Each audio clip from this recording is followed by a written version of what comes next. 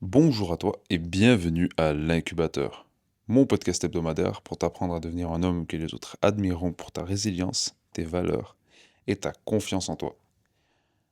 Alors, ça fait très longtemps, très très longtemps. Bon, le mec, ça fait 2 semaines, faut pas abuser non plus. Ça fait pas si longtemps que ça. Mais disons que les dernières semaines ont été très chargées en travail, en projet, etc. C'était assez compliqué. Et ben voilà, j'étais un peu une merde. J'ai pas enregistré le podcast. Et à côté, je peux me dire quand même que le temps que j'ai passé à ne pas enregistrer le podcast, je l'ai rentabilisé dans autre chose. Donc ça, c'est sûr que ça va vous arriver dans la vie. Je veux dire, à un moment, vous devriez faire des sacrifices, ça s'appelle, donc vous devriez sacrifier des choses. Et j'ai décidé de sacrifier le podcast pour faire des choses utiles. Vous voyez, j'ai pas sacrifié pour regarder One Piece ou pour aller me branler. Là, j'aurais été vraiment une énorme merde. Donc voilà. Euh, Personnellement, c'était une semaine chargée en examen et en projet, etc. C'était assez compliqué de trouver le temps de faire tout ce que je voulais faire. J'avais toujours une liste de choses à faire énorme, mais j'arrivais à faire seulement la moitié.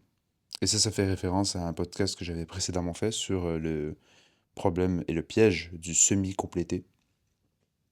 Sauf que cette fois-ci, je ne me contentais pas simplement de compléter les choses à moitié. C'est juste que je me disais, bon, bah, là, il y a des choses que je dois sacrifier, donc ça, je le fais pas. Ça, je le fais pas, je les barrais. Oui, je les barrais sur ma liste de choses à faire, plutôt que de juste les laisser et les laisser moisir à faire la semaine prochaine, et que la semaine prochaine j'ai encore plus de choses à faire, etc. Je me disais juste, bon, mon objectif c'est de compléter tout ça. Si j'arrive pas à tout compléter, il faut au moins que je complète ça, parce que c'est les priorités. Et le reste, bah voilà. Il y a personne qui va mourir, il y aura pas mort d'homme, donc c'est pas obligatoire. Mais là on est de retour. Et là on est de retour en force. Deuxième podcast de 2026. Et on attaque un sujet qui est, oh là là, qui est catastrophique. Vraiment, les opinions que j'entends sur ce sujet, ils sont abominables. Le mythe de l'amitié homme-femme.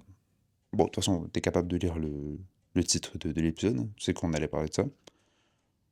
Mais pourquoi est-ce que je dis que c'est un sujet qui est catastrophique? Le sujet en tant que tel n'est pas catastrophique, c'est très intéressant, puisque les dynamiques homme-femme ont régi les sociétés, et régissent encore les sociétés de façon profonde. C'est Les hommes font énormément de choses en le sachant ou en ne le sachant pas, de façon consciente ou inconsciente, pour plaire aux femmes. Donc après, j'ai pas besoin de vous faire un dessin de pourquoi ils souhaitent plaire aux femmes. Parce que si tu as eu tes cours de SVT de troisième année, c'est bon, tu comprends un peu la suite. Mais lorsqu'on leur dit qu'en fait, les femmes, elles veulent seulement être potes avec eux, ça crée un espèce de... Je dirais pas de blocage, mais tu vois, un bug. Toi, quand tu joues à un jeu, ton personnage, il bloque dans un mur. Toi, il, il sait que c'est pas normal. Ton personnage, il sait qu'il est pas supposé être là, mais il peut rien faire. Toi, il sait pas trop qu'est-ce qui se passe. Il est dans un mur. C'est pas normal. Parce que pendant tout le jeu, tu peux pas rentrer dans les murs. Et là, tout d'un coup, il se retrouve dans le mur. C'était pas prévu dans le jeu. C'était pas prévu dans le logiciel. C'était. Voilà, il y a un problème. Mais il s'est passé quoi? Et toi, tu comprends pas. T'es genre, attends, mais comment je fais? J'essaie de sauter, j'essaie d'esquiver. Tu comprends pas. Ça bug, ça marche pas. Et ben, c'est la même chose. C'est la même chose dans la vraie vie avec l'amitié homme-femme. En fait, pour beaucoup d'hommes, bon, beaucoup de garçons, on leur a toujours dit, oui, les filles, elles sortent avec les garçons, blabla et tout, et après ils font des enfants, etc. Et là, tout d'un coup, tu te dis, bon, bah, je vais essayer, cette fille-là me plaît, je vais essayer de tchatcher un peu avec mon charme de mec de 16 ans, encore en pleine puberté, avec une voix de merde, et avec aucun charme, aucun charisme, aucun argent, aucun muscle, voilà. Moi, à 16 ans, et beaucoup de garçons, et beaucoup d'hommes, malheureusement, qui ne vieillissent jamais. Et du coup, tu y vas, t'essayes de tchatcher un peu, t'essayes de parler, t'essayes de faire sympathie, etc. Et là, elle te lâche une phrase comme ouais, en fait, t'es vraiment comme un frère pour moi. Et là, tu sais qu'il y a un truc qui est pas normal. Tu sais qu'il y a. Là, tu sais qu'il y a un bug. T'es genre, attends, attends, attends. Attends quoi? Donc si je calcule bien, attends, un frère, ça peut pas sortir avec sa sœur. À moins que tu sois aux States. Ou à moins que tu sois dans certains quartiers un peu chelous. Ok. Mais moi, je veux sortir avec toi. Donc si tu me vois comme ton frère, alors il y a un problème. Et là, tu sais pas comment lui dire. Tu sais pas comment lui dire. Bah en fait, non, je te vois pas comme ma sœur, en fait. Je te vois plus comme ma femme. Ce serait bizarre. Parce que si tu lui dis ça, tu te dis, ouais, ça va peut-être détruire notre relation. Donc ça va peut-être détruire les chances qu'elle devienne ma femme. Et donc tu cuck. Tu dis, ouais, trop bien.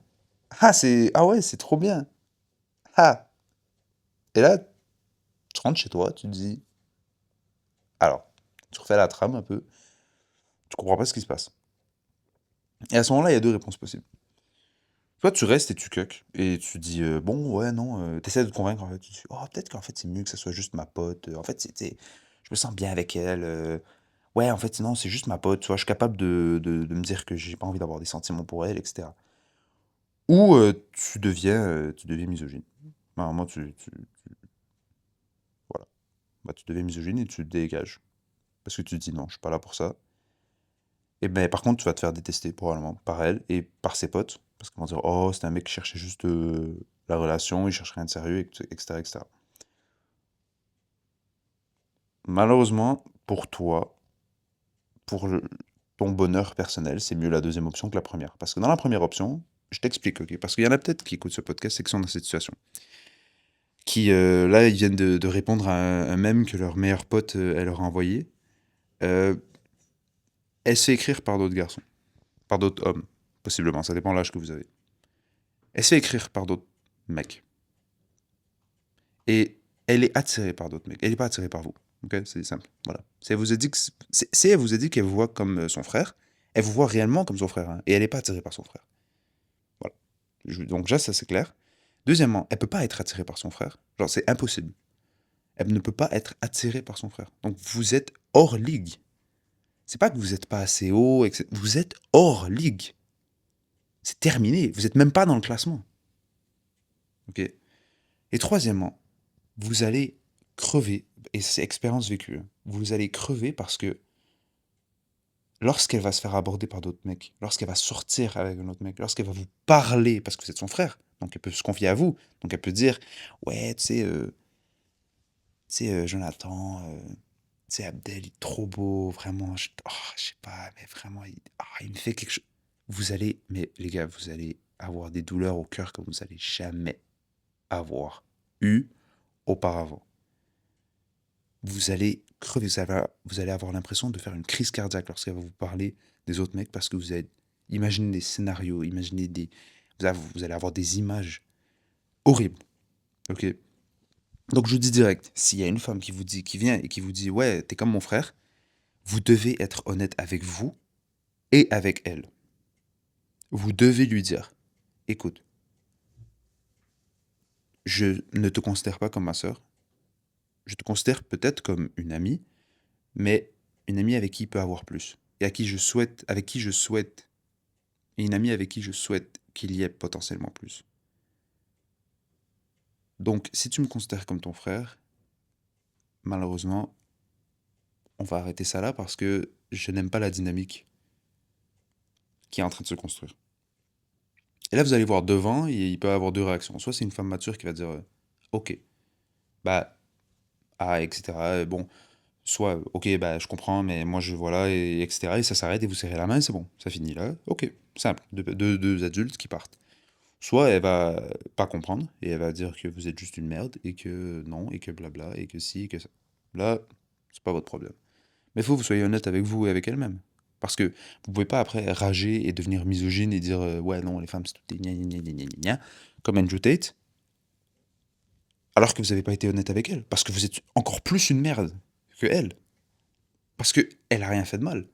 Elle vous a juste dit la vérité et vous n'avez pas été capable d'être honnête avec elle et avec vous-même. Donc vous êtes une double merde.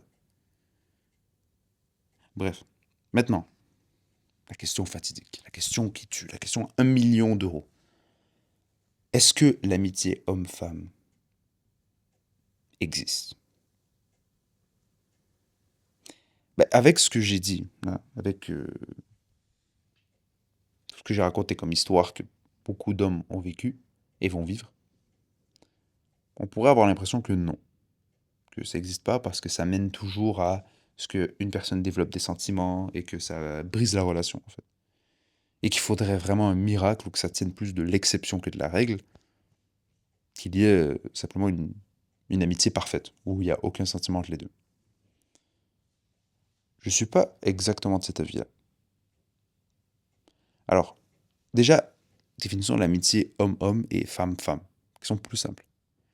L'amitié homme-homme, ce qui est simple, c'est que la limite, c'est en fait juste que ça devienne ton frère.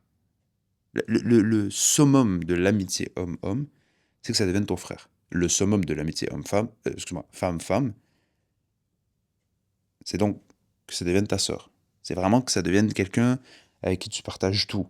Il ait les clés de chez toi, qu'il devienne le parrain de tes enfants, que vraiment ils sont invités à ton mariage, que ce soit ton homme d'honneur, etc. Tu vois, vraiment, ça devienne ton frérot d'une autre mère. Pour les femmes, c'est pareil. Le summum de l'amitié homme-femme, eh ben, c'est de fonder une famille. Un peu différent. Littéralement, c'est de créer un autre être humain qui résulte de la fusion de nos gamètes. Quand même, c'est... Et bon, je n'ai pas besoin de te faire un dessin sur comment arrive cette fusion, tu vois. Donc vraiment, le summum est complètement différent.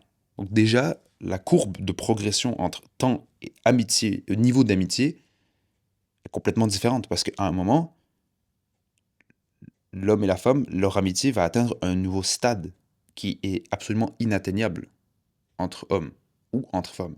Et après, je sais déjà qu'il y en a qui vont venir et me dire, oui, il existe des homosexuels. Ok, et ça tient plus de l'exception que de la règle. Et dans ce cas-là, oui, aussi. C'est une question à se poser. C'est est-ce que vraiment l'amitié homme-homme peut exister parce que frérot, ton pote, il peut être gay, en fait. Et là, ça va être plus chelou, tu vois. Ça va être plus étrange. Parce que là, la dynamique, elle a complètement changé. Donc, est-ce que c'est déjà... Est-ce qu'on parle de la même chose? Est-ce qu'on parle de la même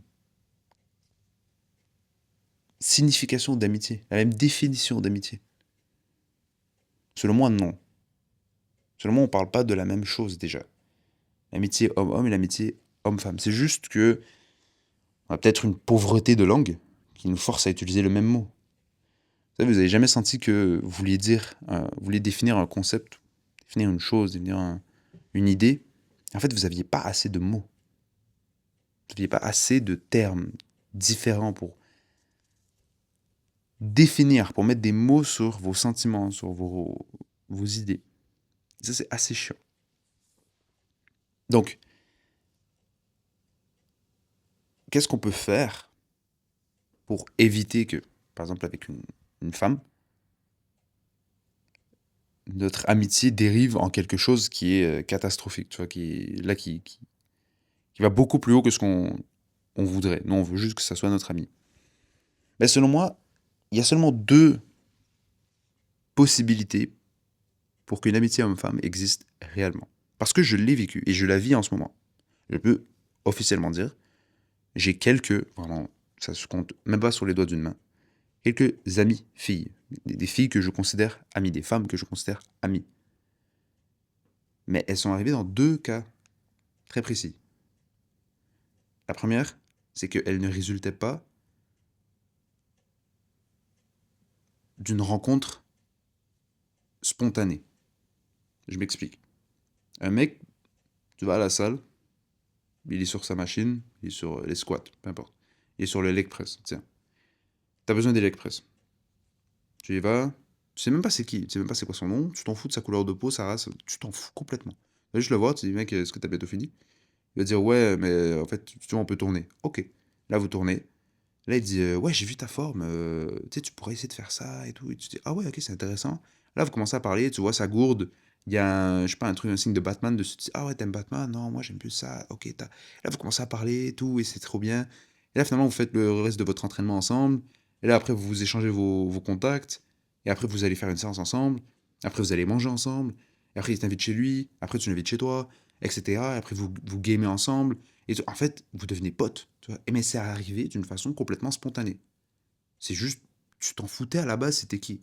Toi, t'allais aller au leg press, peu importe si le mec, il était grand, petit, chauve, blond, vieux, jeune. C'est juste que c'est tombé sur le fait que bah, ça soit lui et que ça soit, hop, une rencontre vraiment plaisante. Une femme,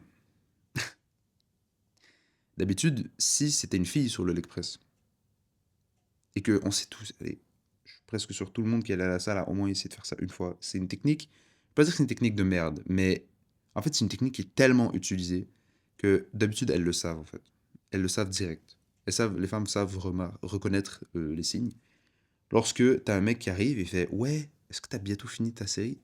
Et il sait exactement que tu viens de commencer parce qu'il t'a vu venir à la machine à ce moment-là et que ça fait ta première série que t'as fait en fait. Du coup, elle va dire non, j'ai pas fini. Et lui-même va proposer ah ouais, ok, c'est correct, est-ce qu'on peut tourner du coup? Et vu que c'est une femme qui est gentille en fait et polie, elle va dire ok. Et là, il va commencer à taper la discute. Ouais, tu sais, ta forme, tu pourrais essayer de faire ça. Et ouais, sinon, c'est quoi ton nom? Ah ouais, ok, j'ai vu que t'avais une bouteille Batman. Ah, c'est cool, t'aimes bien. Donc, il va essayer de taper la discute parce qu'en fait, il est intéressé par toi. Il n'est pas intéressé par le sujet. Il s'en bat les couilles, mais il en a rien. Le mec, il faisait une séance jambes. T'étais sur les pec decks. T'étais sur. Tu faisais des flies. Tu comprends? Tu faisais tu faisais un truc pour les pecs. Et lui, il était sa séance jambes, mais il a juste vu une occasion, il a dit, tu sais quoi, vas-y, fuck ma séance jambes, je m'en fous. De toute façon, je suis habitué de skip mes séances jambes. J'ai une séance jambes par mois. Donc, il y va. Et en fait, c'est pas une rencontre qui est spontanée. C'est une rencontre qui a été un peu, bah, du coup, qui est spontanée, excuse-moi, qui est spontanée, mais qui n'est pas désintéressée. Donc, pour déjà être ami avec une femme, il faut pas que ce genre de rencontre euh, soit, soit la source de l'amitié. Il faut que ce soit par exemple ta collègue de travail. Soit ta collègue de travail, tu l'as pas choisie. T'es rentré, elle était là avant toi, ou elle est venue après, et bah voilà, vous êtes juste ensemble et vous parlez. Parce que vous passez 8 heures ensemble, ou 7 heures, peu importe. Donc vous parlez de différents sujets parce que bah, t'es pris avec elle, donc autant parler plutôt que de laisser un blanc, tu vois. Donc déjà, si la rencontre avec ta pote, c'était pas un truc qui était spontané, ou désintéressé, ou intéressé, pardon. Donc si c'était une rencontre qui était forcée un peu avec le travail ou dans d'autres contextes, et que c'était désintéressé parce que bah, tu l'as pas choisi, justement, t'as pas choisi d'aller lui parler, c'est juste que vous êtes ensemble dans un kiosque ou un truc comme ça, bah déjà là, ça peut mener à une amitié. Parce que bah, tu vas parler avec la personne sans que tu l'aies forcément choisi.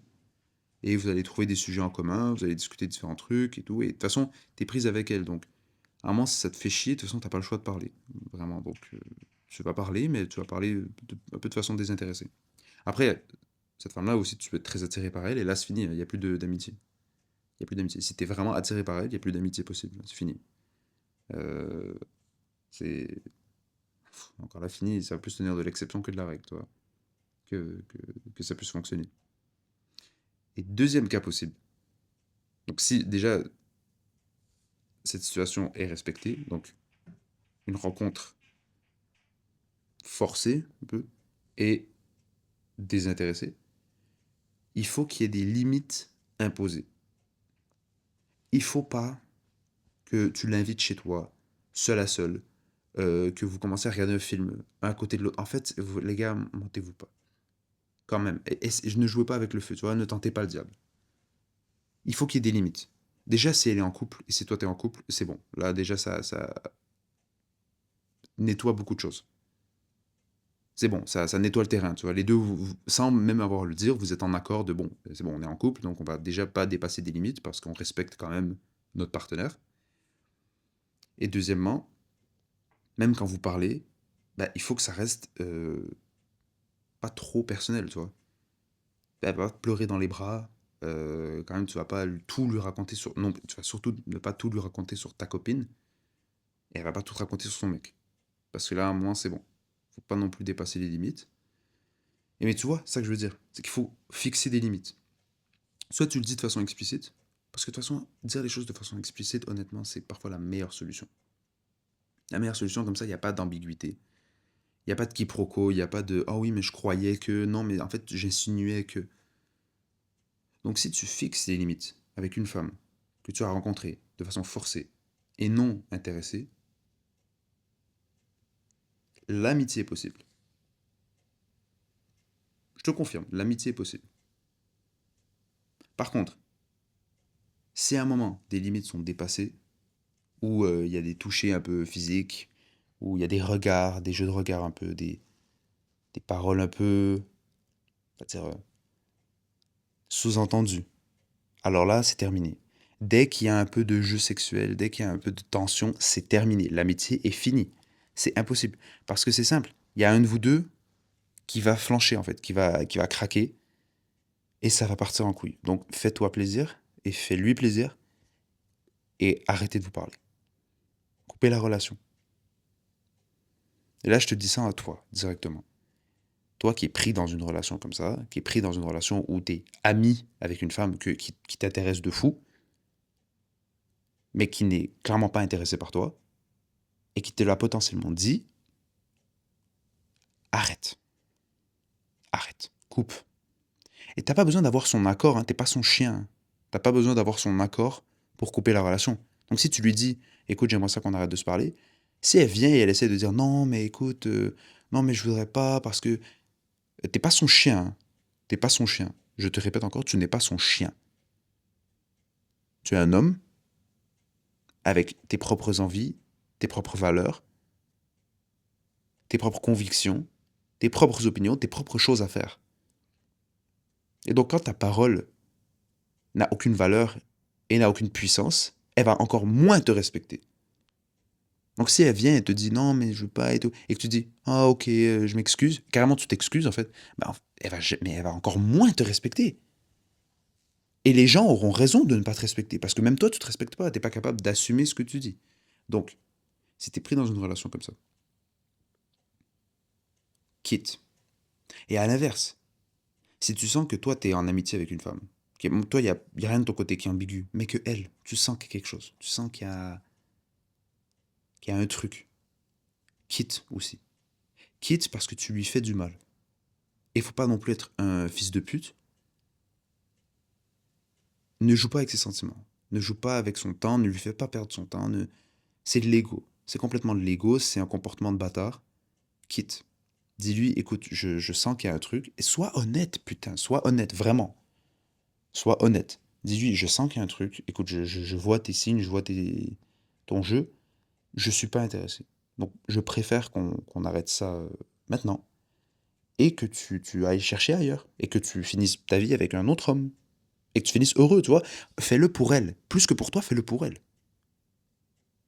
Respecte-toi, respecte les autres.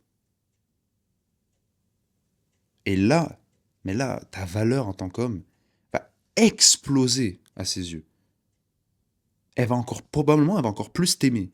Mais, au moins, tu auras été honnête avec elle. Parce qu'après, si elle veut pas te lâcher et tout, c'est son problème. Mais au moins, tu as été honnête avec elle.